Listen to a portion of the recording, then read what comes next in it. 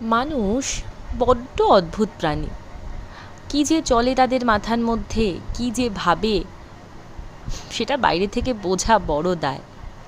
কিছু কিছু ক্ষেত্রে দেখবেন একই পরিবারের মধ্যে একজন সদস্যর সাথে অন্য আরেকজন সদস্যের লড়াই লাগিয়ে, দ্বন্দ্ব লাগিয়ে একজনকে অন্যজনের প্রতিদ্বন্দ্বী করে তোলে। কিন্তু আলটিমেটলি এর পরিণাম যে কতটা খারাপ হতে চলেছে সেটা কি সে নিজেও জানে? জানে, অবশ্যই জানে। জেনেই এগুলো করে। কিন্তু তাদেরকে বলবো, এই ধরনের মানসিকতার পরিবর্তন আনুন, কারণ এর ভবিষ্যৎ অত্যন্ত খারাপ। সুস্থভাবে বাঁচার চেষ্টা করুন, সুস্থ রাখার চেষ্টা করুন পরিবেশটাকে।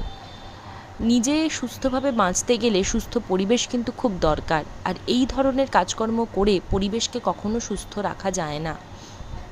জানি না নিজেদের ভালো থাকার জন্য কিংবা অন্য যে কোনো কারণেই হোক না কেন, মাথা খাটিয়ে অবান্তর কথা বলে একজনের সাথে আরেকজনের সম্পর্ক নষ্ট করায় কিন্তু কোনো রকম বীরত্ব নেই।